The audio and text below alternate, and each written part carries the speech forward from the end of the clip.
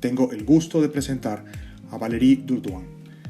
Valérie es trabajadora humanitaria en los conflictos de Bosnia-Herzegovina, Malasia, Medio Oriente, Nepal, Camboya, Nicaragua, Ruanda y el Congo.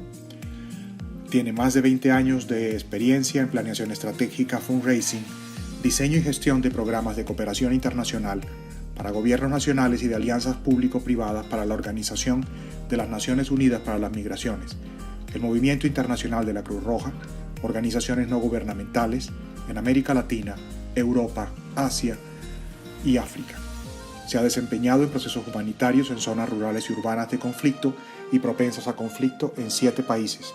Ha desarrollado más de 14 programas aplicando la metodología de gestión basada en resultados, financiados por USAID, DFIE, ECO, DIPECO, DEFCO y la CIDA, gobiernos nacionales y la empresa privada.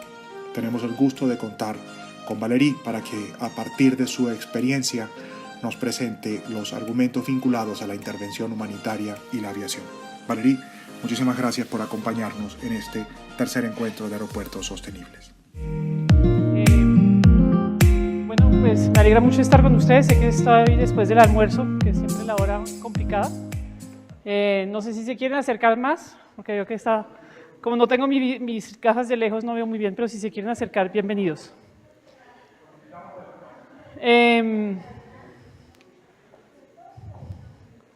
Yo de esta manera no veo mucho más de a 2 metros, entonces tranquilos. Tengo la costumbre, siempre Leonardo me invita a su universidad, entonces tengo la costumbre de estar como en más pequeño comité. Yo tengo la costumbre más de contar historias que de hacer una presentación, entonces... por favor, si tienen preguntas, no duden en guardarlas. A veces me voy por las ramas porque no tengo como un guión muchas veces.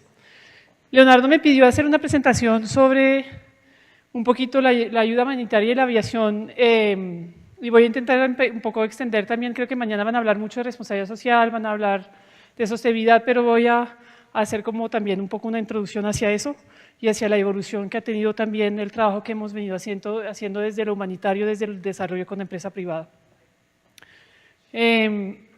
Aquí no se ve muy bien, pero creo que tienen que aquí, esa es una foto de Haití en el 2010, cuando hubo el huracán en Haití. ¿Se acuerdan que hubo un sismo antes y eso era, el huracán parece que es una isla que solamente tiene desastres y calamidades?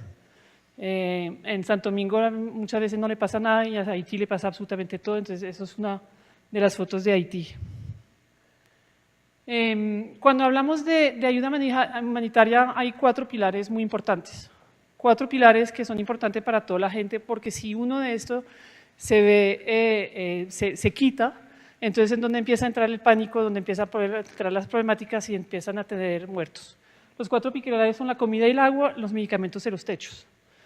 Techos, lo que hablamos es, si se destruye una casa, obviamente hay una problemática para la gente, no saben dónde estar, si están a la intemperie. Medicamentos, todo lo que son los enfermos, se necesitan medicamentos que muchas veces son las primeras cosas que se pierden. Por ejemplo, en Armenia, lo primero que se destruyó fue el hospital. Entonces, la primera problemática que hubo fue encontrar medicamentos para los heridos, aunque hubo mucha gente que murió en Armenia más que de personas heridas. Comida y agua, evidentemente. La primera cosa que se contamina en un desastre son las fuentes de agua, y la comida se vuelve escasa porque pues, han visto a veces cuando hay huracanes en Estados Unidos que todo el mundo va a los supermercados a comprar un montón de comida, pero porque está anunciado. Cuando no está anunciado, la primera problemática que tiene la gente justamente es encontrar comida, es encontrar agua, es encontrar medicamento de techos. Por lo cual es lo primero que en la ayuda humanitaria de emergencias se busca traer a los países que sufren esas emergencias.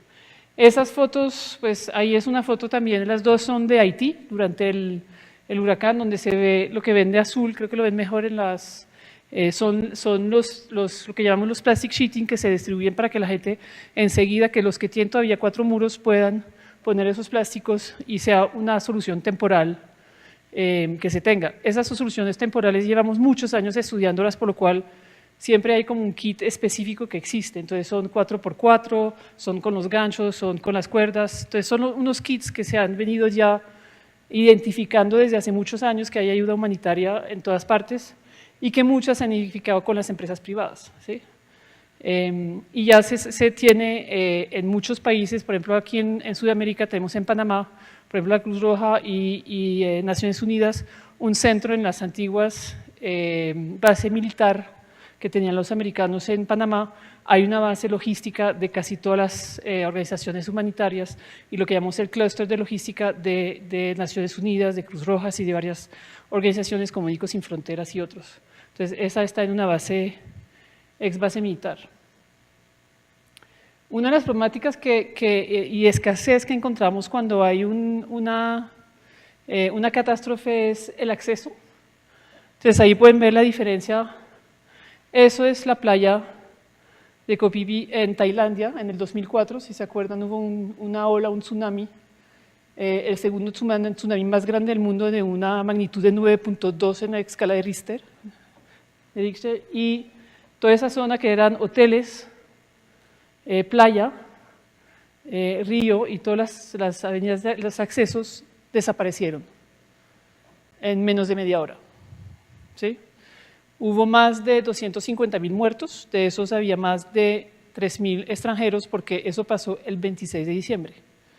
Y Tailandia es de los países donde muchos europeos en invierno van a pasar las navidades, entonces es bastante gente van allá, y aquí como quedó después de la media hora, ¿sí? Ya no queda absolutamente nada.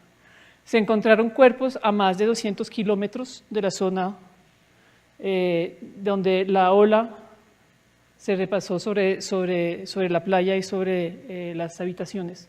Entonces el problema grande es el acceso. La ola cogió eso, pero la ola se fue mucho más atrás. Desaparecieron carreteras, desaparecieron los camiones, desapareció la comida, los hospitales, todo desapareció en menos de media hora. Por lo cual el problema de acceso es un problema muy grande que tenemos cuando hay ayuda humanitaria. El segundo problema muy grande que hay en los dos casos, y les explicaré este caso después, es la comunicación, ¿sí? O sea, lo primero si han estado en las respuestas que hay en Bogotá, lo primero que dicen, no llamen a su familia, sino envíen textos, porque se bloquean las líneas. Pero aquí, obviamente, desaparecieron toda la posibilidad de teléfono. Por lo cual necesitamos aviones que traigan las cosas y después ver cómo las traemos hasta las personas damnificadas, que muchas veces no se pueden mover de donde están. Entonces es a la ayuda humanitaria de llegar.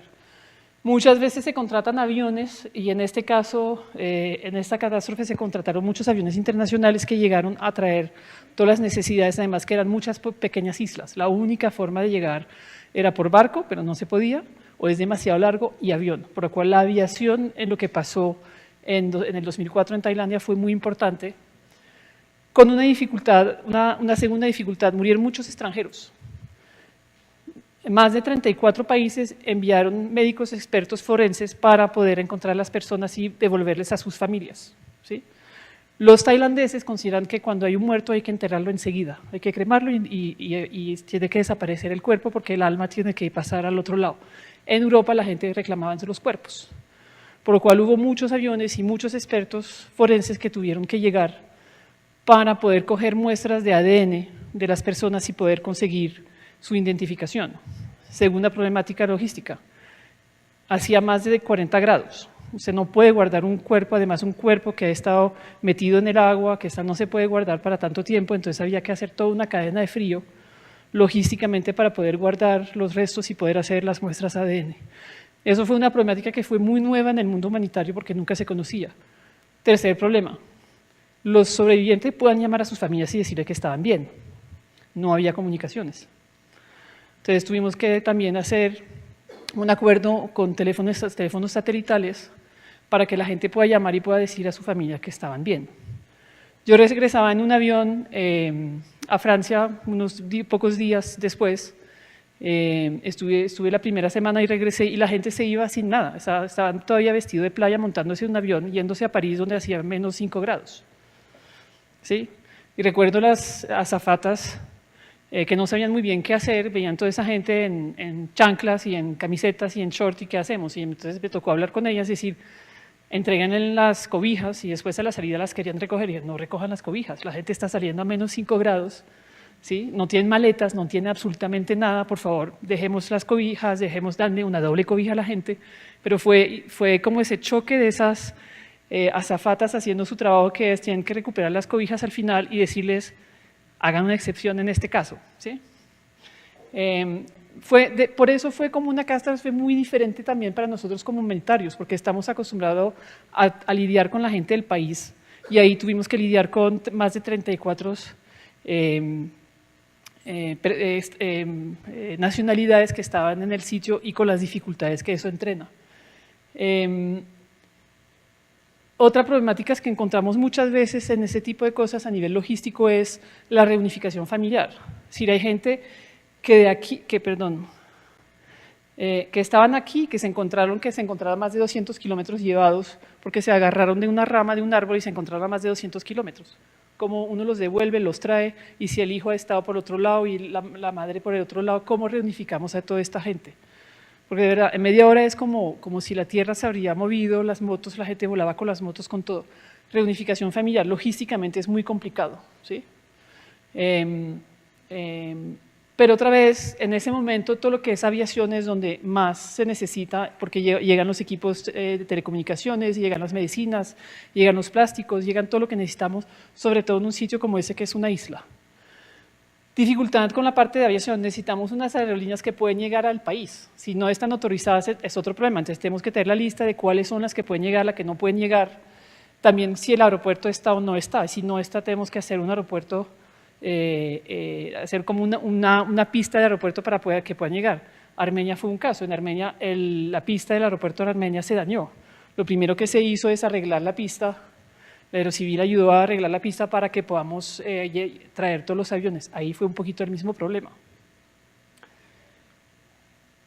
Otro caso que es que es la ciudad de Mostar, durante la guerra de Bosnia. Ahí estuve mucho más tiempo. Este puente era un puente que era del siglo IV, que era bastante antiguo, y ese puente llegaba al otro lado de la ciudad. Tenía una ruta de entrada por este lado y tenía una ruta de entrada por esta montaña. De este lado de la ciudad era croata, de este lado de la ciudad era bosnio. Pero del otro lado de este puente, justo del otro lado, entre la parte croata y el puente, había una zona bosnia. Y obviamente la forma de aprovisionar la gente que vivía ahí era a través de ese puente. Les tomó 15 días a los militares croatas para destruir ese puente. Lo que quería decir que esta zona de la ciudad quedaba totalmente cortada del resto de la parte bosnia. ¿Qué hicieron? En menos de 8 días construyeron esa pasarela. En menos de 8 días. Muchos murieron haciendo esa pasarela. Pero era la única forma de poder llegar a esta zona donde estaban una población bosnia que si no habría muerto, para que puedan salir, para que se puedan aprovisionar. Eso es la otra problemática que usted tiene cuando está en una ciudad y la logística cuando es una ciudad que está sitiada, una ciudad bombardeada. Hicimos distribuciones de comida en zonas sitiadas o bombardeadas y la logística es muy diferente. Si usted tiene una zona bombardeada no puede tener a ese grupo de personas esperando para recibir las cosas, porque si cae una bomba mueren todos. Entonces en un sitio bombardeado hay que hacer distribuciones donde no haya más de 5 o 10 personas, con unos horarios extremadamente precisos para que la gente venga, recoja, se vaya, y que no haya más de 5 personas al tiempo en un mismo sitio, y después tienen que mover el camión a otro lado y hacer lo mismo. Entonces es una logística muy fuerte que hay que tener para poder hacer eso. En avión la otra dificultad es, en avión cuando está en una zona abierta, lo que pasa es que muchas veces se sueltan los paquetes. La problemática con eso es cuando la gente tiene mucha hambre, se ponen por debajo porque quieren llegar primero y hay muchas veces muertos que se están aplastados por la carga que está bajando. Eso ha pasado mucho y es algo que uno no puede evitar si no tiene un sitio para hacerlo o tiene que tener helicóptero. todos creo que aquí sabemos cuánto cuesta una hora de helicóptero para hacer ese tipo de cosas, ¿no? Entonces es muy caro, todo que es logística en ayuda humanitaria es extremadamente caro, pero es esencial para llegar a la gente. En esas zonas no podemos ni descargar y no podemos, muchas veces esas pequeñas ciudades no tienen la capacidad de un aeropuerto, entonces hay que hacer todo en camión.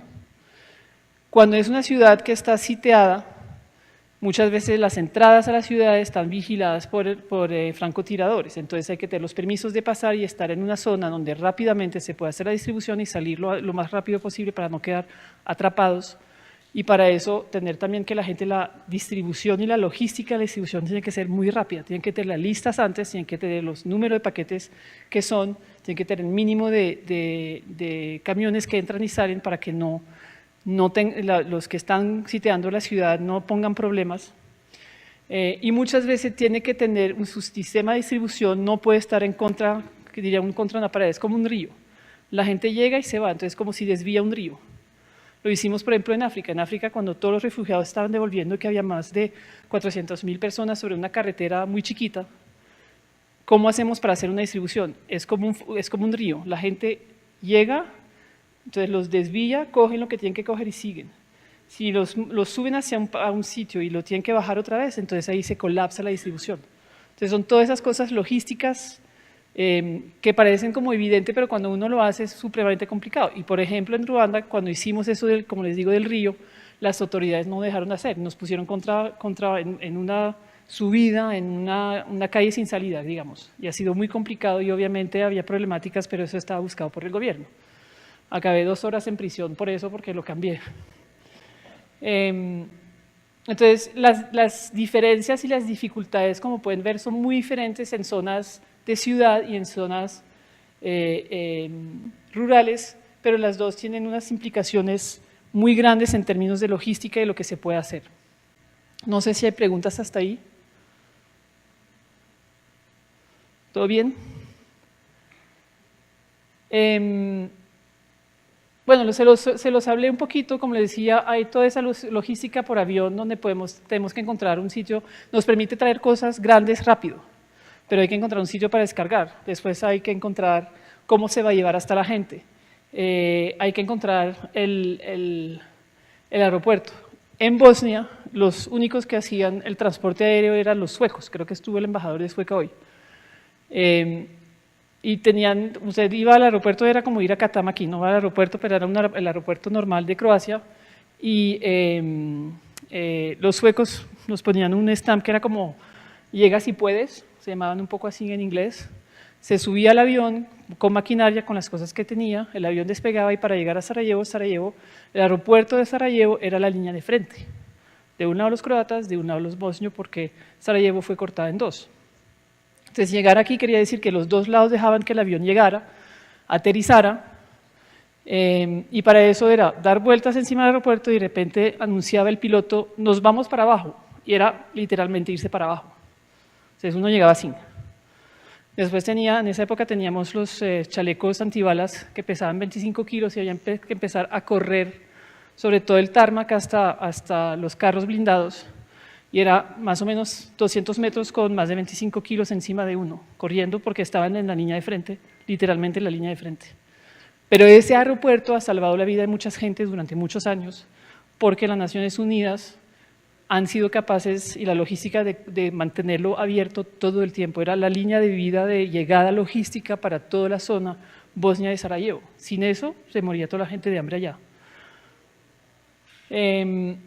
También los convoy, ahí es el tipo de convoy donde se ven los camiones que están apoyados por Naciones Unidas, porque son, usualmente cuando usted en una zona de riesgo como podía ser Bosnia o un conflicto, no se puede ir solo en la carretera. La logística demanda que todos estemos viajando juntos. Usted pide una escolta y se van todos los camiones juntos. Eso también lo hicimos en Bosnia, no es como ya llené mi camión y me voy, sino que hay que tener 10, 15 camiones para que la escolta puedan llevar todos esos camiones, decir a todo el mundo que vamos a pasar, asegurarse que no en la mitad no van a robar las cosas y llegar así en los sitios con 10, 15, 20 camiones a veces. Y como pueden ver, la carretera no es una bonita carretera. Muchas veces las carreteras principales están cortadas en zonas de guerra y tiene uno que pasar por la montaña, por la carretera rota, muchas veces que tienen minas antipersonales en las carreteras. Pero así se hace la logística muchas veces terrestre en zonas de guerra. Eso que creo también que es una foto de Bosnia. O hay en las carreteras checkpoints diferentes de la ONU para que usted vaya llegando y asegurándose un poquito de la seguridad de un sitio a otro y cada vez tiene que verificar que puede seguir. Bueno, y después, un poquito hablando y haciendo un poco la introducción a lo que va a pasar mañana o de lo que van a hablar mañana. Y después, porque usted hace una emergencia, entonces cae la plata del cielo, todo el mundo quiere ayudar, todo el mundo quiere venir, parece más un circo que otra cosa. Yo he pasado mucho tiempo en los aeropuertos esperando los jefes de los jefes, los jefes de las agencias que quieren venir, que quieren ver, que quieren hacer la foto, en una situación logística supremamente difícil, donde tienen escasez de carro, pero tiene que tener un carro en el aeropuerto esperando a la gente. Pero cuando ya no estamos en las noticias, ya no interesa, ya Siria es historia vieja y todo el mundo ya ha escuchado desde hace meses Siria y ya se vuelve como algo normal, queda esto.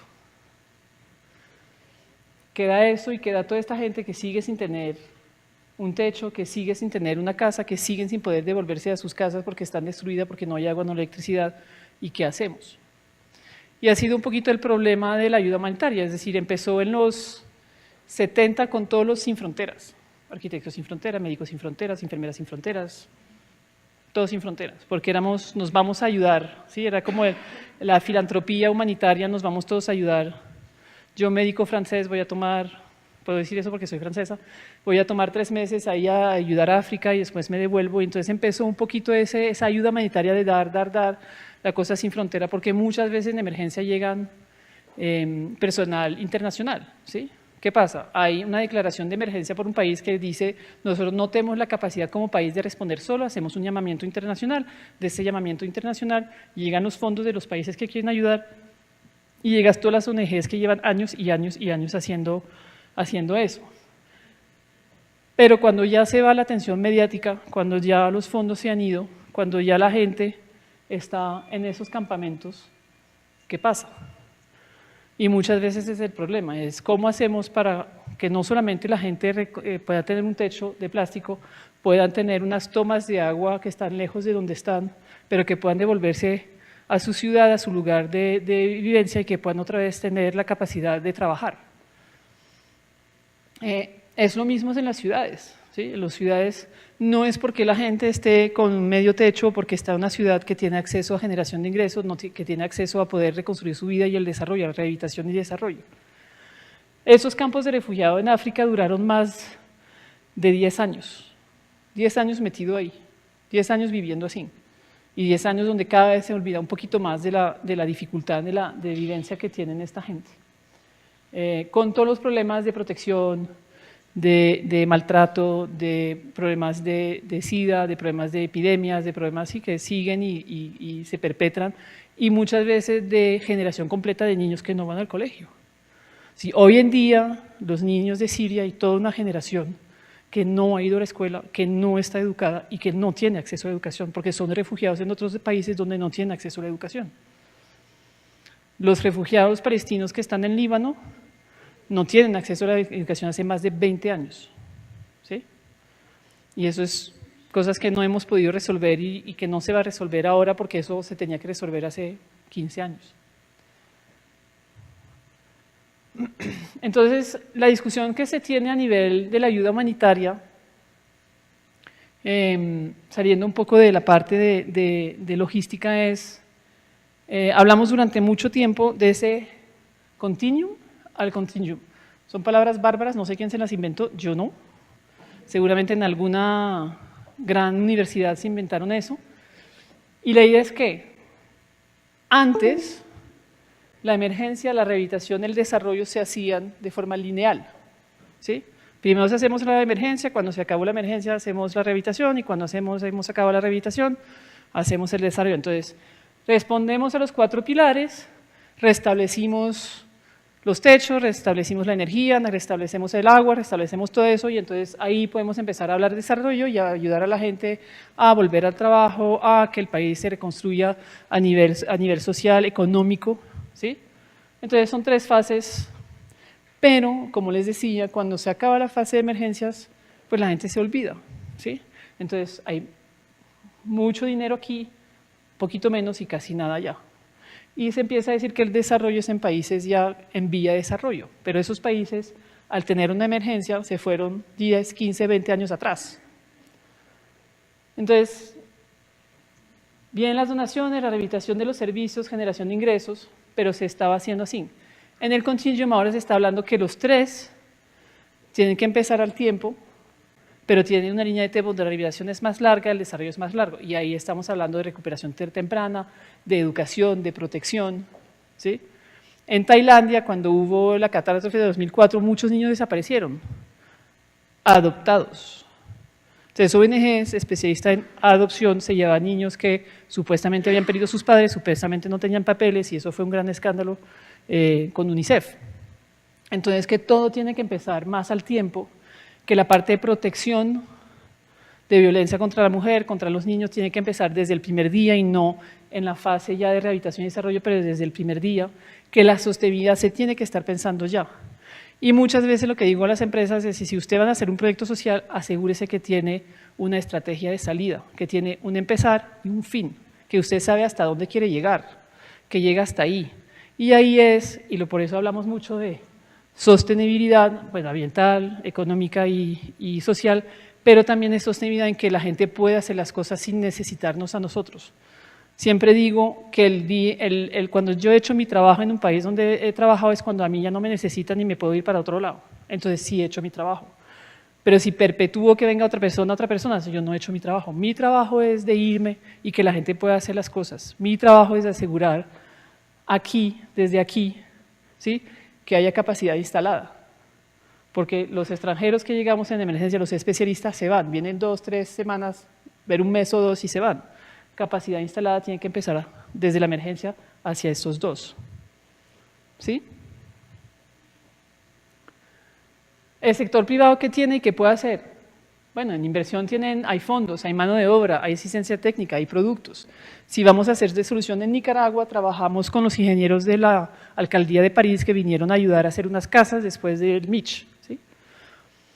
Hicieron un trabajo muy interesante, sin embargo, tenemos que trabajar más de la mano, porque hicieron unas casas para gente que pues, vivían alrededor del río en una ciudad y que eran los más vulnerables. Les hizo una casa con baños, 2 baños, súper bonitas, pero gente que nunca iban a poder pagar los servicios, ¿sí? Porque pues, no se ganaban y se dijo, vamos a hacer food for work, trabajo por comida. Entonces la gente tenía que trabajar y ayudar a construir las casas todo el día y les dábamos la comida. Sin embargo, usted no puede vivir de arroz, frijoles y un poco de carne todos los días, pero llega un momento en que el niño quiere un bombón. Y si usted no tiene plata y no se lo puede comprar, pues el niño nunca va a tener un bombón y como padre uno quiere entregar. Entonces la gente se desaparecía y volvía a hacer trabajos informales para poder tener algo de cash. Eso no se pensó bien cuando se trabajó con los ingenieros. Ellos vinieron a hacer el trabajo que tenían que hacer, hicieron unas casas muy bonitas, pero nosotros como humanitarios teníamos que hacer ese link de la rehabilitación al desarrollo, ese link de hacer esa traducción entre empresas y trabajadores de desarrollo humanitario, que a veces no lo hacemos y que hoy en día se hace cada vez más. Entonces, sí se tiene la asistencia técnica, se tiene todo eso, pero tiene que venir de la mano también con lo que hacemos nosotros como trabajadores humanitarios de desarrollo, porque nos complementemos.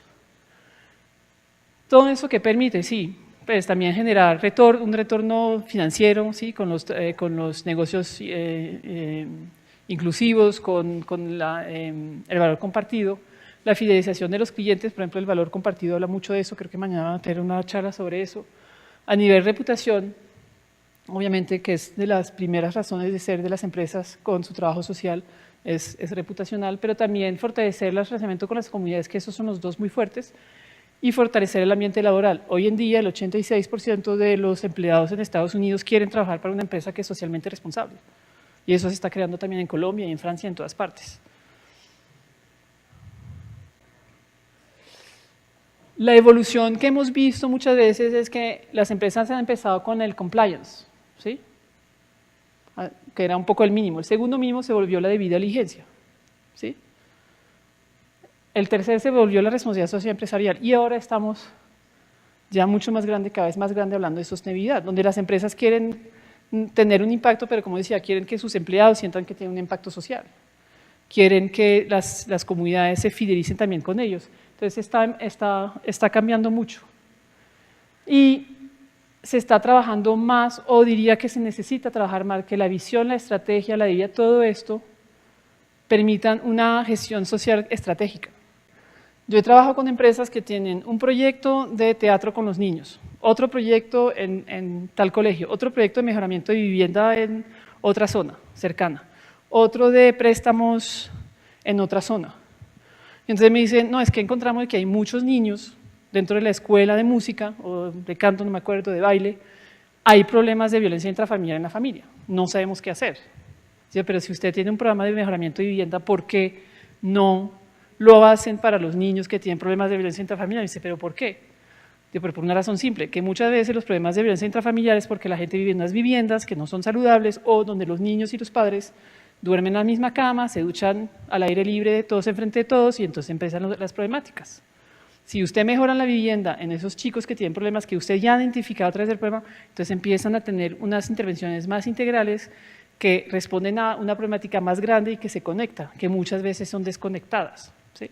Eso pasa mucho, que las empresas empiezan a hacer proyectos desconectados. O hay unas empresas que tienen una escuela de música, 2 empresas grandes de Colombia, desde hace, no sé, 7, 8 años, y han decidido que ya no la van a financiar. Entonces dicen, ¿qué hacemos? Necesitamos que eso sea sostenible. Bueno, crear una asociación. Sí, la asociación se llama la asociación. Tendría sentido de pertenencia cero. Porque el director y los profesores llevan 10 años, 7 años, 8 años, pagado por las empresas para hacer esa escuela. Sí, han pasado 1.000, 2.000 niños por esa escuela, pero no tiene ninguna sostenibilidad.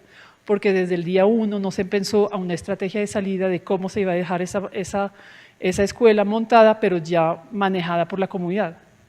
O puede que sea demasiado grande para lo que pueda hacer la comunidad. Hacerlo para que sea sostenible y que la comunidad pueda sostener. Lo que pasa es que no. Las empresas se enlazan a hacer unos proyectos muy bonitos, pero no han pensado hasta dónde van a ir o hasta dónde va a llegar ese proceso.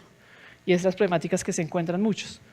He visto empresas que han hecho proyectos muy bonitos de generación de ingresos, entonces durante un año están ayudando a campesinos que tienen una idea de empresas, y durante un año los capacitan, los llevan, los traen, les dan, y a un año se van. Se tiene que hacer seguimiento, no es porque durante un año los van a coger de la mano y de repente los sueltan, que la gente va a saber caminar sola y va a poder hacer todo lo que tienen que hacer y todo lo que les han enseñado. Y eso es una dificultad que también se encuentra. Son proyectos muy cortos en el tiempo, sin estrategia de salida. No veo nada. ¿Qué me dices? Me quedan 10 minutos, perfecto. Es la primera vez que soy demasiado larga. Eso muchas veces lo muestro muchos a las empresas, que son como la evolución que yo les decía, donde se trabaja mucho. Hay 2 posibilidades. Todo está hacia la empresa. La actividad de la empresa, la responsabilidad del negocio, lo que decía, es la compliance, ¿sí? Lo mínimo. Negocios responsables, la preocupación acerca del impacto ambiental y social es integrada en la estrategia económica de compañía, debida diligencia. ¿Sí? Se habla con la comunidad, se hace un plan con la comunidad. Lo mínimo que los negocios inclusivos.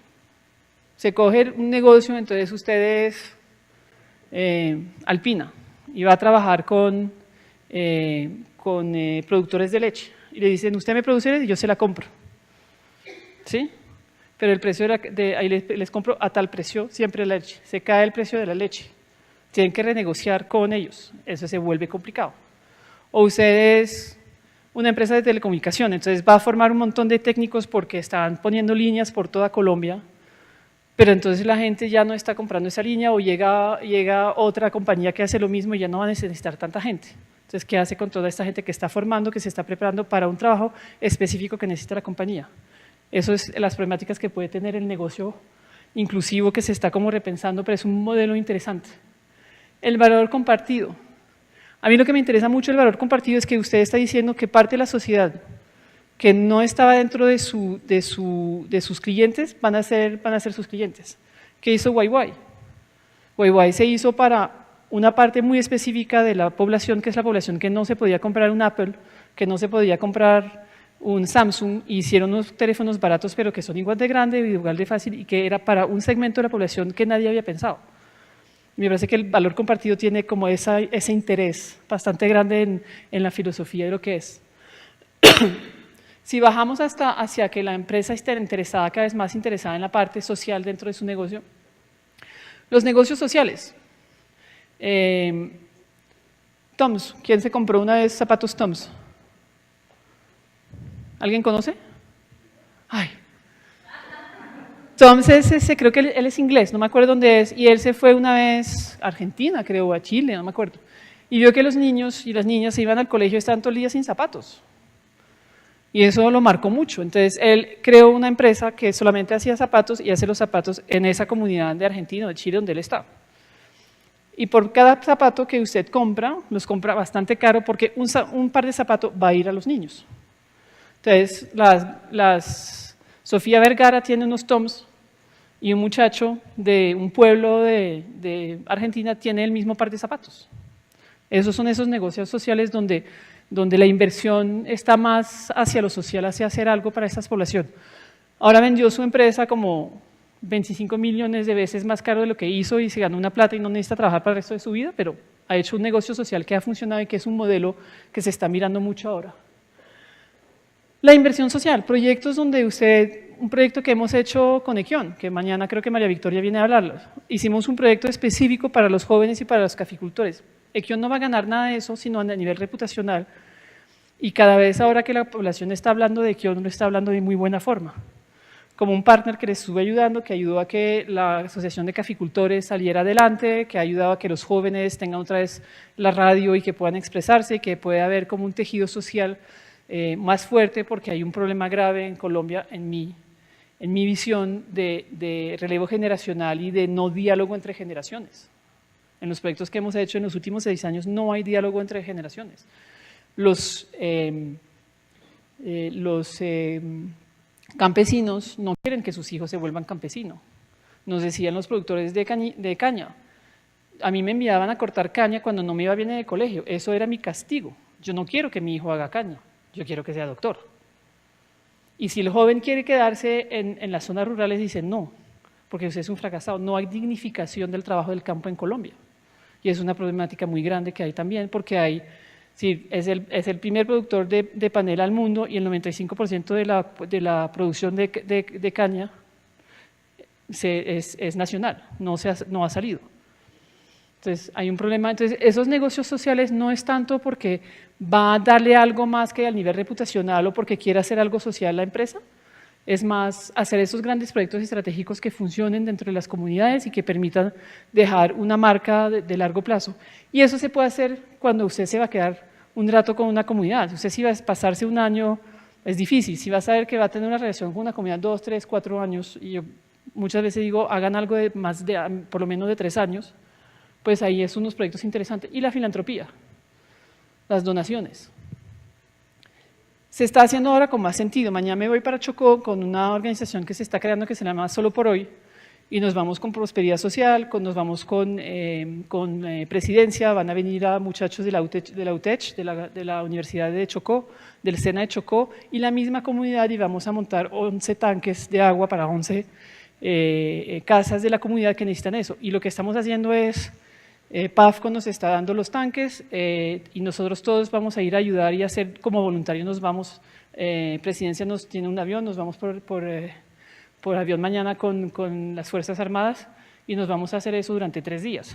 Eso es otra forma de hacer filantropía, pero con un poquito más de sentido que solamente entregar algo.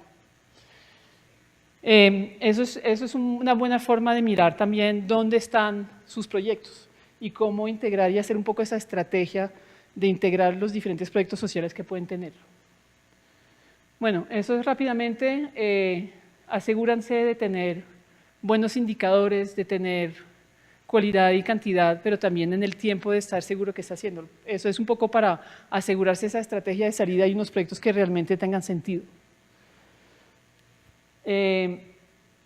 Diálogo versus debate. la discusión que tienen con las comunidades, y muchas veces se hacen las cosas rápido porque se quiere llegar como a ese debate, a ganar, a encontrar la solución rápida porque necesitamos apagar el incendio y nos olvidamos que el diálogo funciona mucho mejor. Y otra diapositiva que llevo, ¿cuánto llevo en Colombia? 21 años, 20 años enseñando, que quiero mucho. Eso lo hicieron los ingenieros de IT cuando empezaron los computadores. Muchos no se acuerdan, pero cuando no había tantos computadores y que no entendíamos los computadores, vinieron con eso que es mucho más grande. Lo que los expertos proponen, lo que el gobierno especifica, el compromiso, el diseño después de haber cogido las tres, el sistema instalado y lo que la gente realmente se necesitaba.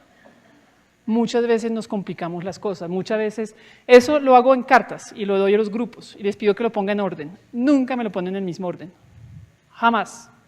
Alguno piensa que tiene que salir primero del gobierno, otros que la gente, entonces a veces ponen eso primero, pero al final queda esto, porque muchas veces queremos más, no escuchamos otra vez, debate, diálogo.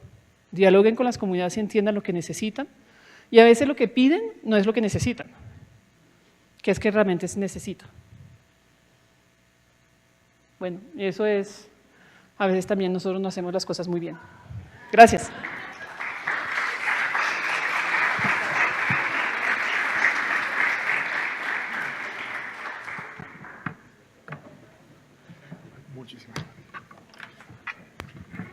Valerie, muchísimas gracias. Como siempre, yo he tenido el gusto de escucharla en varias ocasiones y en varios escenarios y siempre ha sido muy provechoso.